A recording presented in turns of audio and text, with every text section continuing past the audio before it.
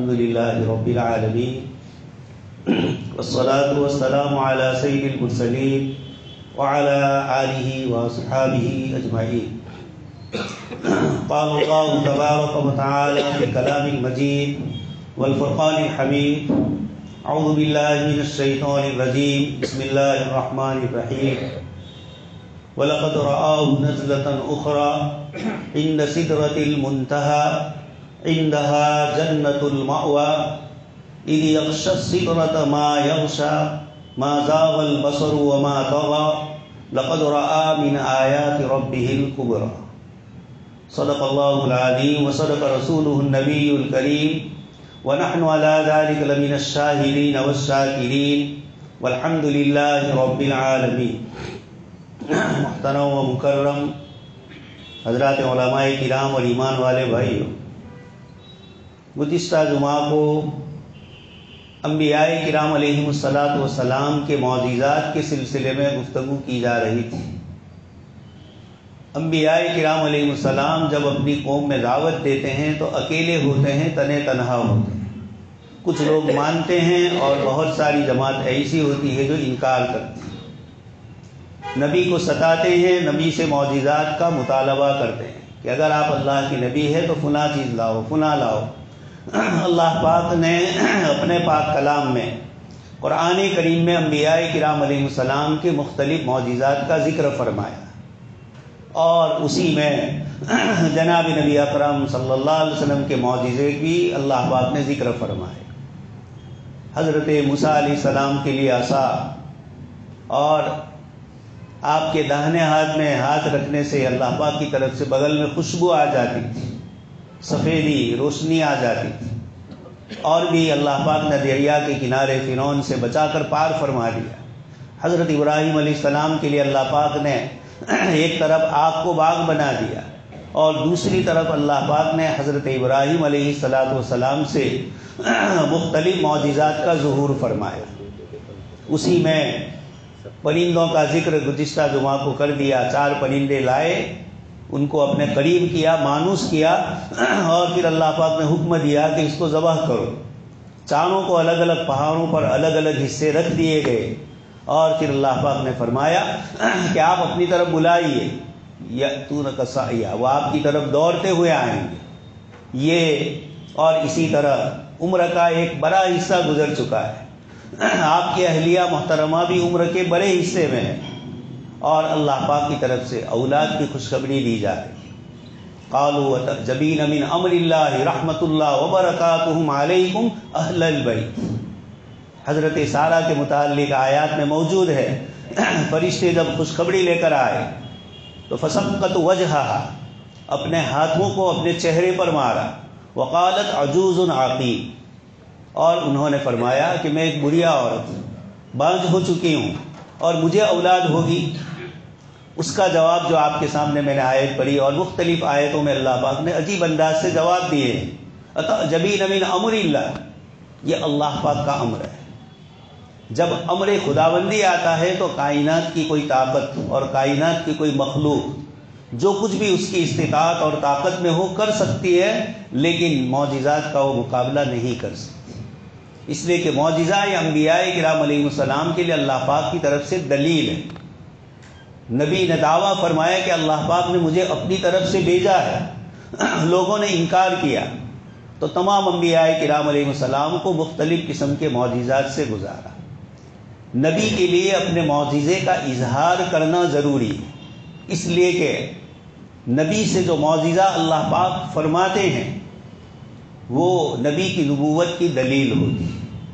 اس کے مقابلے میں اولیاء اعظام، صوفیاء کرام، ان کے ہاتھوں کرامتوں کا ظہور ہوتا ہے، لیکن یہ کرامت ولی کی ولایت کی دلیل نہیں. یہ اللہ پاک کی طرف سے ایک امر تھا، اللہ کے نیک اور صالح بندے کے حق میں فرما دیا، لیکن یہ معجزات در حقیقت اللہ پاک کی طرف سے ہوتے ہیں. کسی کے ہاتھوں اس کا صدور ہو. موسیٰ علیہ السلام کے زمانے میں گائے کا مسئلہ آیا، اور پھر انہوں نے مختلف قسم کے بہانے کیے اس کو ذبح کرنے سے. اللہ پاک نے فرمایا، موسیٰ علیہ السلام سے انہوں نے سوال کیا کہ ایک آدمی کی نعش ملی ہے اور کوئی اس کا وارثدار نظر نہیں آ رہا، یعنی کسی نے کسی کو قتل کر دیا، قاتل معلوم نہیں ہے، وارثدار تو تھا بھتیجا، کوئی اس کے سلسلے میں نہیں ہے، پتہ نہیں۔ اللہ پاک سے موسیٰ علیہ السلام نے درخواست کی، اللہ پاک نے فرمایا کہ آپ ان کو کہیے کہ یہ بقرہ کو ذبح کریں۔ عجیب مسئلہ ہے، یہ پوچھ رہے ہیں کچھ اور سیدنا موسیٰ علیہ السلام جواب میں کچھ اور فرماتے ہیں، حتیٰ کہ یہ لوگ خود تعجب کر رہے ہیں کہ آپ سے ہم سوال ایک وارث کے قتل کا، ایک آدمی کے قاتل کا پتہ پوچھ رہے ہیں اور آپ ہمیں اس کے مقابلے میں دوسری چیز کہتے ہیں۔ حضرت موسیٰ علیہ السلام نے فرمایا اعوذ باللہ ان اکون من الجاہلین، میں جو بات کر رہا ہوں اپنی طرف سے نہیں کر رہا ہوں، اگر اپنی طرف سے ہوتی تو یہ جہالت والی سمجھی جاتی، لیکن یہ اللہ پاک کا حکم ہے۔ فذبحوها وما كادوا يفعلون، پھر وہ معاملہ کیا اور میت کی ناش کو اس گوشت کے ساتھ لگایا گیا اور فوراً وہ زندہ ہوا اور زندہ ہو کر اپنے قاتل کا پتہ بتلایا اور پھر دوبارہ انتقال کر گیا۔ یہ سیدنا موسیٰ علیہ السلام کے ذریعے اللہ پاک نے ظاہر فرمایا۔ تو یہ معجزات ہے انبیاء کرام علیہ السلام کی نبوت کی دلیل ہے۔ اسی سلسلے میں اللہ تبارک تعالیٰ نے جناب نبی اکرم صلی اللہ علیہ وسلم سے بہت سارے معجزات اللہ پاک کی طرف سے آپ کے ذریعے صادر ہوئے۔ حافظ جلال الدین سیوطی رحمۃ اللہ علیہ بہت بڑے محدث ہیں، وہ فرماتے ہیں آپ صلی اللہ علیہ وسلم سے اللہ پاک نے 10,000 معجزات کا ظہور فرمایا، لیکن ان معجزات میں سب سے بڑا معجزہ قرآن کریم، پھر اس کے بعد اور بہت سی چیزیں ہیں، انہی میں سے یہ ایک چیز ہے کہ آپ صلی اللہ علیہ وسلم کو اللہ پاک نے رات کے چھوٹے سے حصے میں بیت المقدس مکہ مکرمہ سے وہاں پہنچایا، مسجد حرام سے مسجد اقصی تک، اور پھر وہاں سے اللہ پاک نے آسمانوں کی سیر فرمائی۔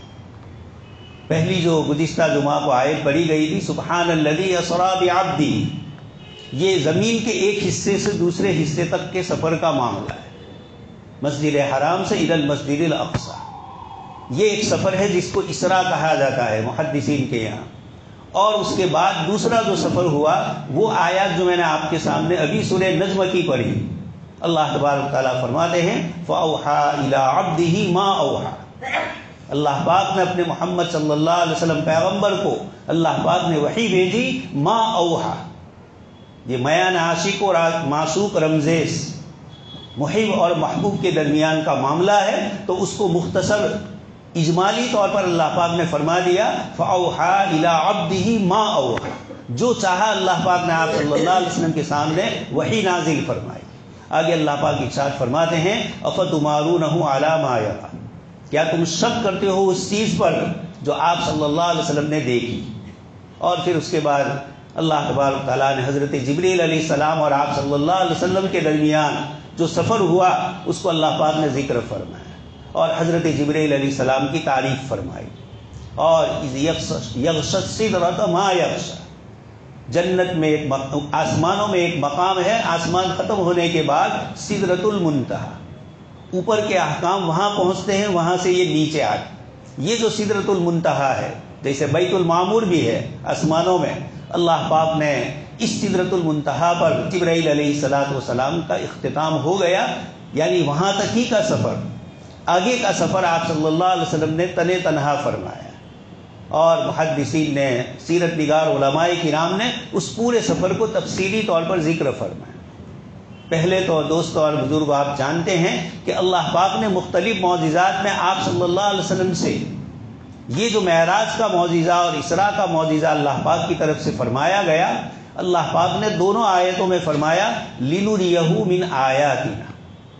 سورہ اسراء میں جو پہلی آیت ہے سبحان الذی اسریٰ، اس میں بھی یہ فرمایا کہ ہم نے آپ کو التی بارکنا حولہ، اس سرزمین پر پہنچایا شام کی جہاں اللہ پاک کی طرف سے برکتیں نازل ہوئی، لِنُرِيَهُ مِنْ آیَاتِنَا، تاکہ ہم اپنی نشانیاں آپ صلی اللہ علیہ وسلم کو بتلائیں۔ تو مکہ کے سفر سے لے کر بیت المقدس تک بھی اللہ تبارک تعالیٰ نے مختلف نشانیاں بتلائی، اور اوپر کے سفر کے لیے بھی قرآن کریم نے فرمایا ما کذب الفؤاد ما رأى افتمارونہ علی ما یری۔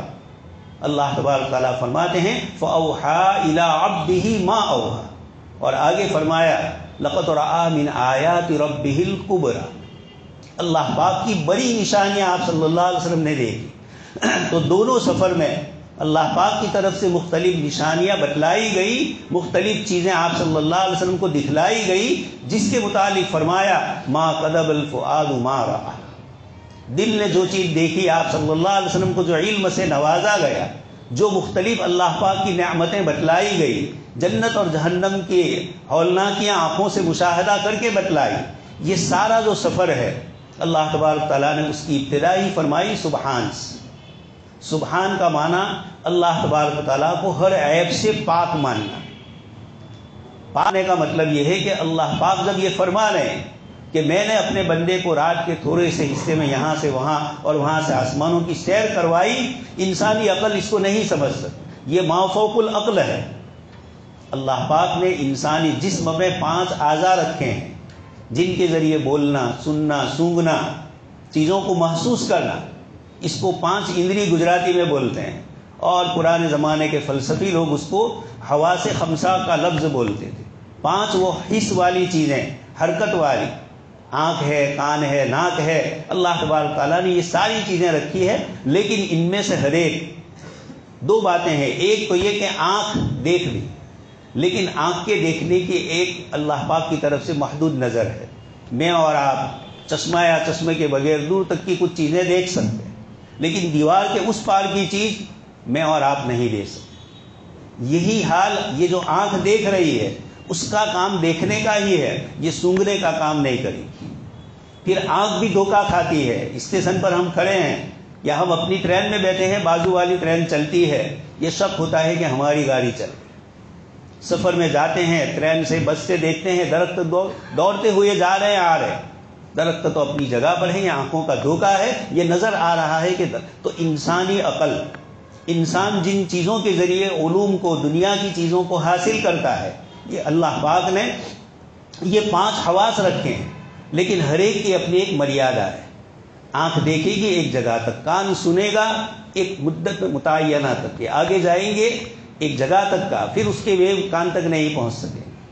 یہ اللہ پاک نے بتلایا کہ تمہارے اپنے بدن کے یہ اعضاء، جس کو جو کام سپرد کیا وہی کرتا ہے، اور وہ بھی محدود مدت یا محدود علاقے تک کرتا ہے، آگے نہیں جا رہا ہے۔ ان 5 کے بعد اللہ پاک نے انسان کو عقل عطا فرمائی، یہ ادراک کرتی ہے، چیزوں کو محسوس کرتی ہے۔ بدن کے اعضاء تو اس کے غلام اور خادم ہیں، سارا زور اوپر کے کمپیوٹر سے ہوتا ہے۔ وہ کھجلانے کا کہتا ہے تو ہی کھجلی آدمی کرتا ہے، وہ ہاتھ ادھر ادھر کرنے کا کہتا ہے، سیکنڈوں کے حساب سے وہاں کا نظام چل رہا ہے۔ یہ اللہ تبارک تعالیٰ نے اس عقل کو بھی محدود رکھ کہ انسان تیری عقل کتنی ہے، بچپنے میں کیا تھا، پھر کیا ہے، بڑے سے بڑا سائنٹسٹ، سمجھدار اور عقل مندی کا دعویٰ کرنے والا، ہلکا سا بخار آ جاتا ہے، انسان کے منہ کا سواد اور مزہ بگڑ جاتا ہے، میٹھی چیز میٹھی نہیں لگتی، کھٹی چیز کھٹی نہیں لگ رہی ہے۔ یہ ہماری آنکھوں کے سامنے ہماری آنکھ اور بدن کے اعضاء کا دھوکہ ہے، یہ کم علمی کی بنیاد پر ہم ان چیزوں کو غلط سمجھتے ہیں۔ یہ اللہ پاک نے فرمایا کہ انسانی عقل بھی اللہ پاک کا بہت بڑا انعام ہے عقل، اسی لیے تو 5 مقاصد جو شریعت کے بتلائے اس میں یہ فرمایا عقل کی حفاظت کو۔ غلط قسم کی چیزیں دیکھ کر، غلط قسم کی چیزیں سوچ کر تمہاری عقل میں جو فطور آ جاتا ہے، عقل میں کمی آ جاتی ہے، ان تمام چیزوں سے، جہالت کی چیزوں سے روکا، اور علم کے لیے، تعلیم و تعلم کے لیے، تحقیق اور ریسرچ کے لیے انسانی عقل کو لگانے کا بار بار قرآن نے حکم دیا۔ فَاعْتَبِرُوا يَا أُولِي الْأَبْصَارِ لَعَلَّكُمْ تَتَّقُونَ، تقویٰ آ جائے، تم سمجھو ان کو۔ يَتَفَكَّرُونَ فِي الْأَرْضِ، آسمان و زمین میں غور و فکر کرتے ہیں۔ اولم یسیروا فی الارض فینظروا، یہ انسانی عقل کی محدودیت بتلائی۔ وحی الہی اللہ پاک کا علم ہے، اور مشرکین نے یہی اشکال کیا تھا، اس لیے اللہ پاک نے سورہ نجم میں فرمایا والنجم اذا ہوا ما ضل صاحبکم وما غوا وما ينطق عن الهوى ان هو الا وحی یوحی۔ آپ صلی اللہ علیہ وسلم اپنی طرف سے کوئی چیز نہیں فرماتے، یہ اللہ پاک کا حکم ہوتا ہے، نبی اللہ کے حکم کے تابع ہو۔ اس لیے معراج کے سفر میں بھی پہلے ہی فرما دیا سبحان الذی اسری، اوپر تک جانے کے لیے مخلوق کے لیے جو رکاوٹیں ہیں، ہم اور آپ دیکھ رہے ہیں، جو لوگ چاند کا سفر کرے، اسی طریقے سے اوکاش میں جو بہت سارے سیارے لے جائے گئے، وہاں بہت سی چیزوں کو وہ لوگ دیکھتے ہیں، پرکھتے ہیں، جانتے ہیں، اور کچھ چیزیں وہ ہوتی ہیں جن کا ان کو علم ہی نہیں ہوتا، صرف چیز نظر آ جاتی۔ اللہ تبارک تعالیٰ فرماتے ہیں کہ ہمارے نبی کو ہم نے رات کے تھوڑے حصے میں یہ دونوں سفر کروائے۔ اس پر کسی کو اشکال اور تعجب ہو کہ اتنے تھوڑے وقت میں کیسے ہوا؟ یہ پرانا اعتراض تھا، آپ کو گزشتہ جمعہ میں کہہ چکا ہوں۔ آئنسٹائن جو اس طرح کا سب سے بڑا سائنٹسٹ تھا، اس نے یہی کہا کہ اوقات جو ہوتے ہیں، ٹائم اور اسپیس جو ہوتے ہیں، یہ انسانوں کے اعتبار سے ہو، مخلوق کے اعتبار سے۔ بہت سے لوگ اشکال کرتے ہیں کہ شب برات یا شب قدر ایک رات میں دنیا کے مختلف ملکوں میں الگ الگ دن ہوتے ہیں، کہیں ہم سے پہلے ہے، کہیں بعد میں ہے، کہیں ہمارے ساتھ ہے۔ یہ دنیا کا مشرقی اور مغربی حصہ، ایک دن کا فرق ہو جاتا ہے عید میں بھی اور اس طرح کی چیزوں میں، تو کہتے ہیں یہ کیسے ہوا؟ وہاں والوں کے حساب سے وہ مسئلہ، یہاں حساب آپ کا ہے۔ وقت آپ کے یہاں جو ہے اس کے مطابق آپ نماز پڑھیں گے، دنیا کے دوسرے ملکوں کا جو وقت ہوگا وہ ہمارے وقت کے ساتھ مناسبت نہیں رکھے گا، تو اس وقت نماز نہیں پڑھی جائے گی۔ تو معلوم یہ ہوتا ہے کہ وقت، ایک بیمار آدمی ہے اس سے وقت بہت دیر سے گزرتا ہے، اور تندرست آدمی ہے، عیش و عشرت میں ہے، تو اس کو پتہ بھی نہیں چلتا ہے وقت کیسے گزر گیا۔ تو اللہ پاک نے سبحان کے لفظ سے اس زمانے کے بھی جو اعتراض تھے وہ، اور آج کی سائنس میں بھی کوئی اعتراض کرے اگر، اس لیے کہ اب تو ہو نہیں رہا، یہ خود اوکاش میں جانے کے دعوے کر رہے ہیں، چاند پر پہنچے، اس طرح مختلف چیزوں کا انہوں نے علم حاصل کیا۔ اللہ کے نبی صلی اللہ علیہ وسلم کے لیے اللہ پاک نے فرمایا سبحان، پہلے ہی یہ جملہ فرما کر بتلا دیا کہ میری طرف سے لے جایا گیا ہے۔ سبحان الذی اسری بعبدی، پاک ہے وہ ذات جو اپنے بندے کو لے چلا۔ اسرا، حضور خود نہیں گئے، آپ صلی اللہ علیہ وسلم کو اللہ پاک نے یہ سفر کروایا۔ دوستو اور بزرگوں، یہ سفر کیوں ہوا اور اللہ پاک کی طرف سے یہ اعزاز کب ملا؟ نبوت بہت بڑا اعزاز تھا، لیکن اس نبوت میں جو تکلیفیں اور مشقتیں آئی، اور مشقت اپنی آخری حد کو پار کر گئی، یہ جس وطن عزیز میں آپ صلی اللہ علیہ وسلم نے زندگی کے اتنے سال گزارے، وہاں ستایا گیا، چچا اور ام المومنین حضرت خدیجہ رضی اللہ تعالیٰ عنہ کا انتقال ہو گیا، اور آپ صلی اللہ علیہ وسلم کو تسلی دینے والے بظاہر اسباب کی دنیا میں کم رہ گئے۔ ایسی پریشانی کے عالم میں مکہ آپ کے لیے دوبر ہو گیا۔ آپ نے سوچا کہ میں دوسری جگہ جاؤں اور اللہ کے بندوں کو اللہ کے دین کی دعوت دوں، تو اس کی بنیاد پر آپ نے طائف کا سفر کیا۔ آپ بہت سارے حضرات قصہ سن چکے ہیں، طائف میں تینوں سرداروں نے آپ صلی اللہ علیہ وسلم کی نہیں سنی اور اوباش قسم کے بچوں کے حوالے کیا، جس سے آپ صلی اللہ علیہ وسلم کو شدید زخم بھی آئے۔ یہ تمام چیزیں ہوئی۔ اسی موقع پر آپ صلی اللہ علیہ وسلم کی دعا حدیث شریف کی کتابوں میں موجود ہے، جس میں آپ صلی اللہ علیہ وسلم انتہائی تواضع اور عاجزی فرماتے ہیں۔ اللہ پاک سے فرماتے ہیں اشکو، میں آپ کے سامنے شکایت کرتا ہوں، مخلوق میں سے کسی کی طرف نہیں کرتا ہوں۔ الی من تکلنی، آپ مجھے کس کے حوالے کر رہے ہیں؟ کسی قریبی رشتہ دار کے جس کا مجھ پر احسان باقی رہے، یا دشمن کے حوالے جو دشمن ہے ستائے گا۔ یہ سارے جملے فرما کر فرمایا ان مغفرتک اوسع من ذنوبی، لیکن میں آپ کا بندہ ہوں، میں آپ ہی کی طرف متوجہ ہوتا ہوں، اس لیے جب آپ نے مجھے اپنا بنا لیا تو پھر اب مجھے کسی اور کی فکر نہیں ہے، کسی اور کی پرواہ نہیں ہے۔ لیکن یہ جو انداز اختیار فرمایا دعاؤں میں، طائف کی دعا میں، آپ صلی اللہ علیہ وسلم اشکو بثی، میں اپنے غم اور اپنی تکلیف کو اللہ پاک کے سامنے پیش کرتا ہوں۔ یہ پریشانیاں طائف میں ہوئی، واپس آ رہے ہیں، اللہ پاک کی طرف سے ان کے لیے آپ صلی اللہ علیہ وسلم کو فرمایا گیا کہ کچھ کریں، ہم فرشتے بھیجے گئے۔ اللہ پاک کو تو معلوم ہی تھا، لیکن دوستوں اور بزرگوں، اللہ کے نبی نے بد دعا نہیں فرمائی۔ پھر ایک زمانے کے بعد طائف، مکہ فتح ہو گیا سنہ 8 ہجری میں، پھر طائف پر بھی محاصرہ کیا گیا، لیکن کچھ نقصان ہوا، تو پھر آپ صلی اللہ علیہ وسلم اور صحابہ مدینہ منورہ واپس آ گئے، اور پھر وہ لوگ اسلام قبول کرتے ہوئے آپ صلی اللہ علیہ وسلم کی خدمت میں آئے۔ انہی میں حضرت وحشی رضی اللہ تعالیٰ عنہ اسی موقع پر آئے، اور انہوں نے بھی آپ صلی اللہ علیہ وسلم سے حضرت حمزہ کے ساتھ جو ان کا سلوک ہوا تھا اس پر معافی مانگی اور اسلام لے آئے۔ وہ نہیں آنا چاہ رہے تھے، لوگوں نے کہا کہ وفد جا رہا ہے اور حضرت محمد صلی اللہ علیہ وسلم سفیروں کے ساتھ، ایلچی کے ساتھ کوئی غلط معاملہ نہیں کرتے، یہ اصول دنیا میں ہمیشہ سے رہا، اس لیے تم اس موقع پر جاؤ گے تو تمہاری معافی ہو جائے گی۔ چنانچہ وحشی کو پھر آپ نے معاف بھی فرما دیا، البتہ سامنے آنے سے روکا۔ خیر، تو اللہ کے نبی صلی اللہ علیہ وسلم طائف اس سفر میں اللہ پاک سے دعا فرما رہے ہیں، اور مکہ مکرمہ سے جب طائف چلے گئے ہجرت کر کے، یہ بھی عجیب ہے، نہ حضرت ابوبکر صدیق کو ساتھ لے گئے، نہ حضرت عمر کو لے گئے، یہ بھی ایک عجیب و قسم کی چیز تھی۔ آپ صلی اللہ علیہ وسلم واپس آئے تو اکیلے واپس نہیں آ سکتے، جب تک مکہ مکرمہ کا کوئی سردار آپ صلی اللہ علیہ وسلم کو پناہ نہ دے۔ اپنا وطن عزیز 50 سال جہاں گزارے، اور اب معراج کا واقعہ اس کے بعد پیش آ رہا ہے کہ مکہ اس طریقے سے تنگ ہو گیا کہ بغیر کسی کی سفارش کے اندر داخل نہیں ہو سکے۔ مطعم ابن عدی جو آپ کے چچا زاد بھائی بھی ہوتے ہیں، وہ آئے اپنے بچوں کے ساتھ اور پھر آپ صلی اللہ علیہ وسلم کو پناہ دی۔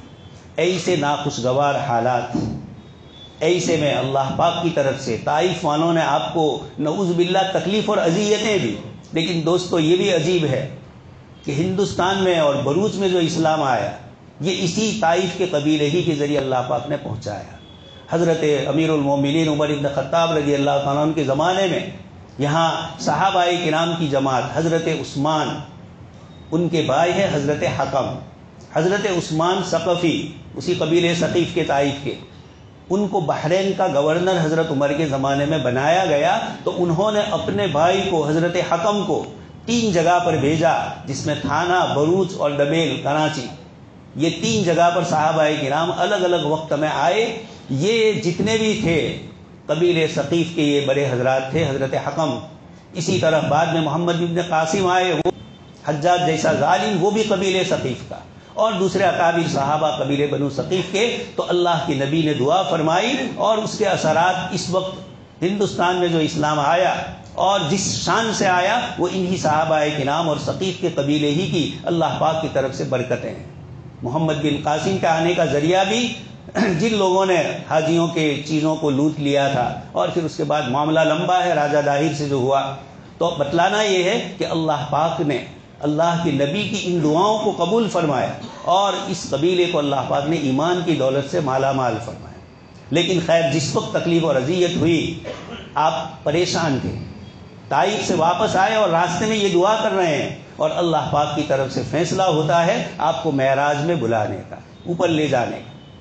تو معلوم یہ ہوتا ہے کہ جب اللہ کے دین کے لیے قربانیوں کی ایک حد ہوتی ہے، وہ جب متعین حد تک پہنچ جاتے ہیں تو اللہ پاک کی طرف سے غیبی اسباب مہیا ہوتے ہیں، اور اللہ تبارک تعالیٰ کا انتظام ایسا ہوتا ہے۔ ایک طرف آپ صلی اللہ علیہ وسلم کو اللہ پاک کی طرف سے یہ اعزاز دیا گیا، دوسری طرف انسانوں نے آپ کو ٹھکرایا تھا، اللہ تبارک تعالیٰ نے جنات کی جماعت کو کھڑا کیا۔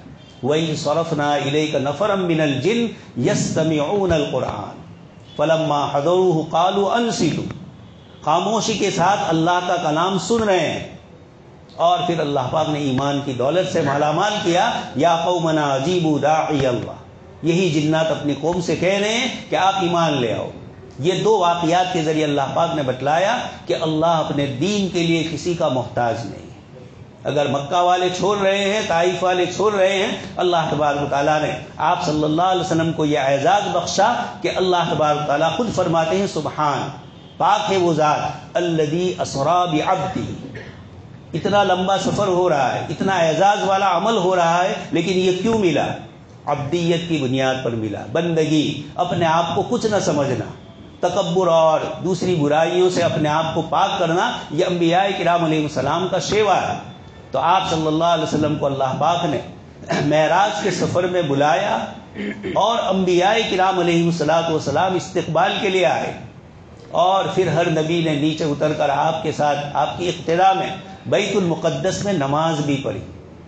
گھر سے نکلنے کا جو سفر ہے وہ بھی عجیب و غریب، حتیم میں یا حضرت ام ہانی کے مکان میں قریب قریب ہی ہے دونوں، آپ صلی اللہ علیہ وسلم آرام فرمائے، وہاں سے مسجد میں تشریف لائے، مسجد حرام میں اللہ پاک کے فرشتوں نے آپ کے سینے کو چاک کیا، اور ایمان اور حکمت سے زمزم سے دھویا، اور ایمان اور حکمت کا جو اللہ پاک کا انعام، دیدار خداوندی اور شرف تکلم کے لیے اس قلب کو جس طرح مصفا اور مزکا ہونا تھا، غیبی انتظام کے ذریعے اللہ پاک نے اس کو اور مزکا اور مصفا فرمایا۔ خود تو تھے ہی، خذ من اموالہم صدقۃ تطہرہم وتزکیہم بہا، اور ویزکیہم آیات، اللہ کے نبی صلی اللہ علیہ وسلم کے تشریف لانے کا جو اللہ پاک کی طرف سے مقاصد ہے، ان میں سے ایک مقصد یہی ہے ہمارے قلوب کی صفائی کرنا، تلاوت کرنا، تعلیم دینا اور تزکیہ کرنا۔ تو اللہ تبارک تعالیٰ نے اپنے دربار عالی میں بلایا، ادھر جنات اسلام لائے، آپ کو پتہ نہیں ہے۔ اللہ پاک فرماتے ہیں قُلْ أُوحِيَ إِلَيَّ أَنَّهُ اسْتَمَعَ نَفَرٌ مِّنَ الْجِنِّ، آپ فرما دیجئے کہ جنات کی ایک جماعت میرے پاس آئی اور اللہ کا کلام سنا۔ اللہ کے نبی صلی اللہ علیہ وسلم کی تواضع اور مسکنت نے آپ کو معراج کے سفر تک پہنچایا۔ حضرات محدثین فرماتے ہیں اور مخلوق کے ساتھ نرمی اور شفقت نے آپ کو یہ انعام دیا کہ قیامت کے دن حساب کتاب شروع نہیں ہوا ہوگا، سب نفسا نفسی میں ہوں گے، تمام انبیاء کرام علیہ السلام عذر کریں گے اور حضرت عیسیٰ علیہ السلام کہیں گے کہ اللہ کے نبی صلی اللہ علیہ وسلم کے پاس جائیے، لوگ آپ کے پاس جائیں گے اور پھر اللہ پاک کے دربار عالی میں آپ سفارش کریں گے، سجدہ ریز ہوں گے۔ اللہ پاک فرمائیں گے سل تو، کہ ہمارے حبیب صلی اللہ علیہ وسلم سر اٹھائیے اور مانگیے، آپ جو مانگیں گے وہ آپ کو دیا جائے گا۔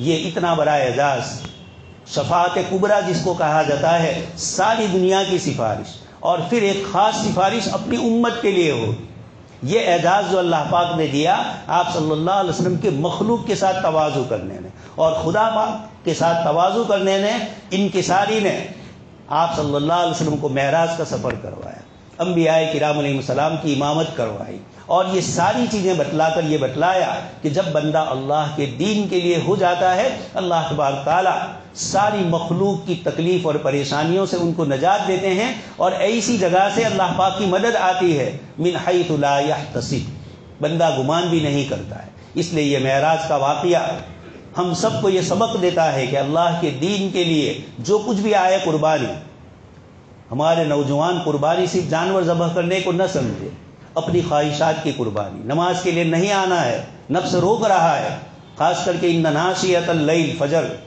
معراج کا سفر رات میں ہوا، موسیٰ علیہ السلام کو بھی 40 لیلۃ، رات ہی میں اللہ پاک کا دیدار، یہ رات کا موقع ہے۔ ان ناشیۃ اللیل، تہجد جو ہے یہ اسی لیے ہے، اس لیے اس کی فضیلتیں بھی ذکر فرمائی گئی۔ تو رات کا سفر محبت کا، عشق کا جو آپ صلی اللہ علیہ وسلم کا طے ہوا، اور انبیاء کرام علیہ السلام کی امامت کروا کر آپ صلی اللہ علیہ وسلم کو یہ اعزاز دیا، شفاعت کبریٰ دی، یہ سب کے سب اللہ کے نبی صلی اللہ علیہ وسلم کو اللہ پاک فرماتے ہیں افتمارونہ علی ما یری، اور بھی بہت سی چیزیں دیکھی جو میں اور آپ نہیں جانتے ہیں۔ اللہ تبارک تعالی ہم سب کو، گزشتہ جمعہ کو میں نے کہا کہ معراج کے 3 انعامات ہیں۔ سب سے پہلے 5 وقت کی نماز آپ صلی اللہ علیہ وسلم کو معراج کے سفر میں ملی، اس لیے الصلاۃ معراج المومنین کہا جاتا ہے کہ نماز مومنین کی معراج۔ اللہ کے نبی تو وہاں پہنچے، ہم یہاں مسجد میں سجدہ ریز ہو کر اللہ پاک سے شرف کلامی کر رہے ہیں، ہم الحمدللہ رب العالمین پڑھتے ہیں۔ اللہ پاک فرماتے ہیں میرے بندے نے میری تعریف کی، یہ پوری حدیث ہے لمبی سورہ فاتحہ کی فضیلت میں۔ تو اللہ پاک نے 5 نمازیں دی ہیں، اسی کے ساتھ میری امت میں سے جو شرک نہیں کرے گا اللہ پاک اس کی بخشش اور مغفرت فرمائیں گے۔ اور تیسری چیز، سورہ بقرہ کی 2 آخری آیتیں اسی رات نازل ہوئی اور اس کے ذریعے دعاؤں کا سلیقہ سکھلایا، مانگنے کا طریقہ بتلایا کہ بندہ اپنی کوشش اور طاقت سے سو کچھ کرنا چاہے کرے، لیکن اکیلے اس سے نہیں ہوگا جب تک اللہ پاک کی مدد شامل حال نہیں ہوگی۔ تو اللہ تبارک تعالیٰ سے دعا ہے کہ اللہ پاک ہم سب کو نمازوں کی پابندی عطا فرمائے، دعاؤں کی طرف کثرت سے متوجہ کرے، ہم محتاج ہیں۔ ان الذین یستکبرون عن عبادتی، جو لوگ میرے پاس مانگنے سے تکبر کرتے ہیں، اللہ پاک فرماتے ہیں جہنم آگے اس کا ٹھکانہ ہوگا، یہ آیت میں بتلایا۔ بندوں کے پاس مانگنے سے بندے ناراض، اور اللہ پاک کے پاس نہ مانگنے سے وہ ناراض، اس لیے یہ سورہ بقرہ کی آخری آیتیں ہمیں اللہ پاک کی طرف متوجہ کرتی ہے۔ اللہ پاک سے دعا ہے کہ اللہ پاک ہم سب کو اس کی توفیق عطا فرمائے۔ ہونے والے اجتماع کو جو جاری ہے اللہ تبارک تعالیٰ اس کو بھی قبول فرمائے۔ اور ابھی خبر آئی ہماری قوم کے ایک ہمدرد مسلم سماج میں بھی اور دوسری جگہوں پر بھی، جناب حاجی یونس بھائی احمد آبادی اللہ پاک کی رحمت میں پہنچ گئے ہیں۔ یہ ایسے بندے اللہ کے ہوتے ہیں جن سے اللہ بندوں کا کام لیتے ہیں۔ اللہ تبارک تعالیٰ نے ان سے بھی اس طرح کے کام لیے. اللہ پاک مرحوم کی بال بال مغفرت فرمائے، ان کی نیکیاں اور خاص کر کے لوگوں کے ساتھ جو ان کے معاملات ہے اللہ پاک اس کو ان کی سفارش کا ذریعہ ان اعمال کو بنائے. آمین. وآخر دعوانا الحمد.